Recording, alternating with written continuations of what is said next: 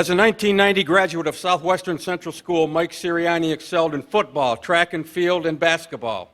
Following his high school graduation, he enrolled in Mount Union College, where he was a member of the 1993 Division III National Championship team for the Purple Raiders. He was also a member of the Mount Union track and field team, where he was a four-time triple jump champion. He began his coaching career at Ithaca College, and in 1996 returned to Mount Union as an assistant coach for 2 years, and then a short stint as coach at Wilkes University before landing the offensive coordinator job at Washington and Jefferson College, and became the head coach in 2003 at Washington and Jefferson, where he has won several awards for the presidents over the past 19 years of coaching, including 7-time President Athletic Conference Coach of the Year and the American Football Coaches Association Region II Coach of the Year in 2017. Please welcome Mike Sirianni as a 2022 inductee into the Chautauqua Sports Hall of Fame. My middle brother called me last week screaming at me on the phone, telling me I wasn't taking this serious enough because I didn't turn in a speech, and I forgot to call Randy back a few times. And as I was thinking about it, I'm like, you know what, he's probably a little right, because I've been so enamored with what's going on at W&J and my career at Mount Union that I kind of forgot where I came from. So I thank you, Jay, for putting me back in my place.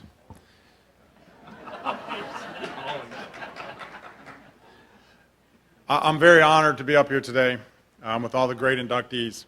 My wife was not able to come. She's a teacher. I don't know why she couldn't come. She only works half the days of the school year. But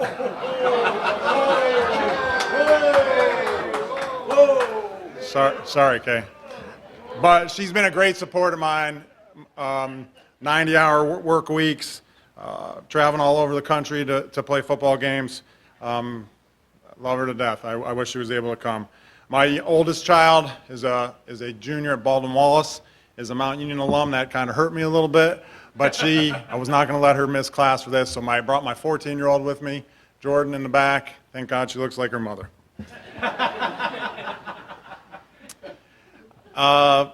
Obviously, everyone knows Nick, my youngest brother, who we're all very proud of, and I am too. He took a lot of chances in his career that I wasn't willing to take. In fact, one of his biggest moves is when he went to Mount Union to IUP, and he asked my advice, should I take the job at IUP? And I told him no.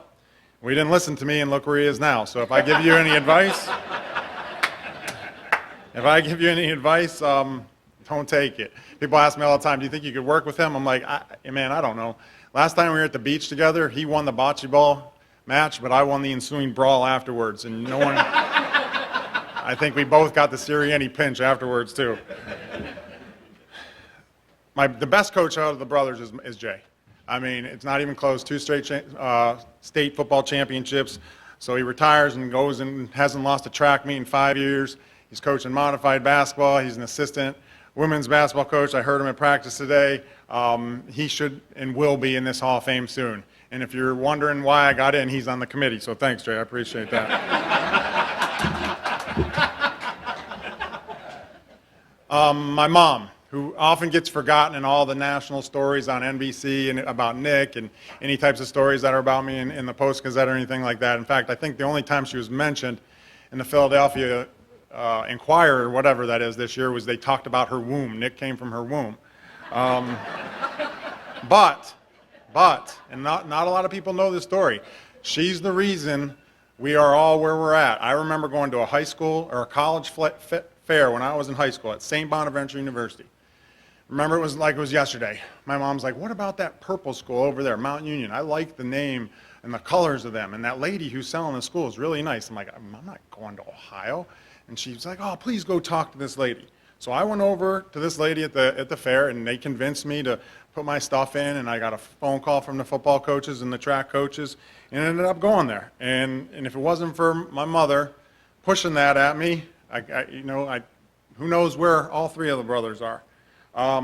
I played for the best college football coach in the country and coached with him. When people say Nick Saban is the best coach in the country on you're watching ABC or Kirk Herbstreit, okay, whatever, and they're, oh, Nick Saban's, I'm like, whoa. Let's stop there. He's the best Division I coach in the country, because the best football coach in the country is Larry Karras. He was my coach at Mount Union.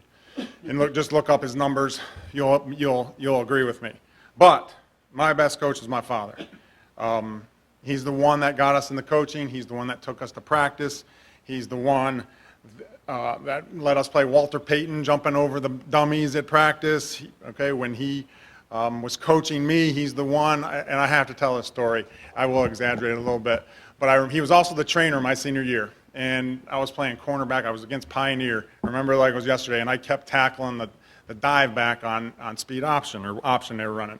And I kept tackling, and they kept pitching it for a first down. And so someone separates their shoulder. And he comes running out, and the poor kid's laying, I can't remember who it is, okay? He's laying on the ground screaming, and before my dad goes and puts his shoulder back into place, he gets in my face and starts yelling at me. I'm like, Dad, this guy's about to die over. He didn't care, okay?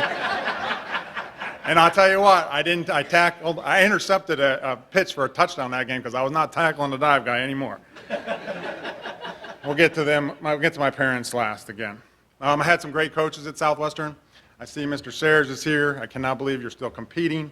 Mr. Priester, even though I never had you, you were my gym teacher, and don't forget about that detention I got from Brad Bogard and me got detention for something, and I remember that, okay? Mr. Pienta, Mr. Littlejohn, Mr. Tillotson, I almost forgot Mr. Tillotson, and then, rest in peace, Mr. Condella, Jim Condella just passed away this past year. What a great man. And my best friend from high schools was Randy Brown. His father, Rich Brown, passed away a few years ago. I'm sure he's looking over us right now. The guy from the WJTN asked me today, he's like, why college coaching? And I kind of changed I said, why? Let's go a little different. Why Division III college coaching? And the reason is those guys in that program that played at W&J for me at W&J. That's why Division III college coaching. First of all, Kyle Peterson is not on that list. If Coach Peterson's here, I didn't see him.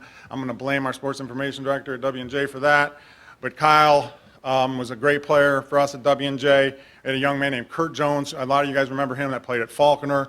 Was a terrific player. Jake Burkholder, who's done a great job at Southwestern, filling some big shoes, has done a great job at Southwestern and continues to take that program into heights, hopefully back to state championships. Peter Briggs played for me from Maple Grove. But then we got a young man here from BJ Monticelli. Why Division III? It's guys like BJ. And I told you BJ, I was telling this story. So, BJ's freshman year, and the steps of W&J as you walk down out of the gym, I saw this 18-year-old bawling his eyes out. Bawling his eyes out. I want to go home. I hate it here. Okay, I'm going home. Every day, BJ and I BJ, it's okay.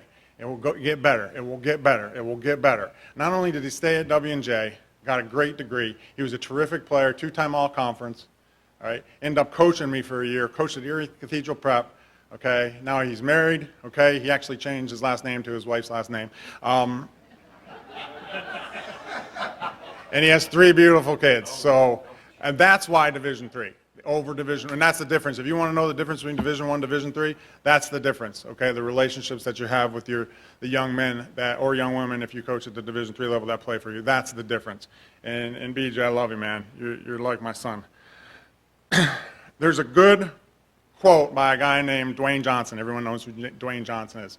Because obviously I'm not up here for my high school accolades. I mean, Sarah won more letters in swimming than I did in all sports. I mean, how many letters did you win? 17 or something like that? Okay. So obviously I'm not up here for my high school. In high school, I was a good player. Shoot, I got 2 teammates here, Greg Bolts and Mark Rogers. Where's Mark and Greg at? Where are you guys at? They were better than me at basketball, okay? And I'm standing up here. You guys, if it was about who was the better high school basketball player, you guys would be up here. But then I remember there's a quote named from Jane Johnson that said, sometimes the thing that you wanted most in your life is the best thing that ever happened to you. Yeah, I wanted to go play at the University of Notre Dame. I'm going to play basketball or football at the University of Notre Dame. Well, that didn't happen. Okay, that didn't happen in my career, and that was probably the best thing that ever happened to me and my family and Jay and Nick to see where he's at. You know what? I went to Mount Union, okay, and something happened.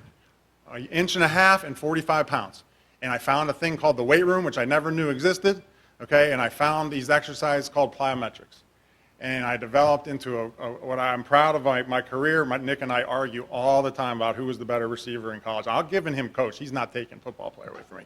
No way, okay?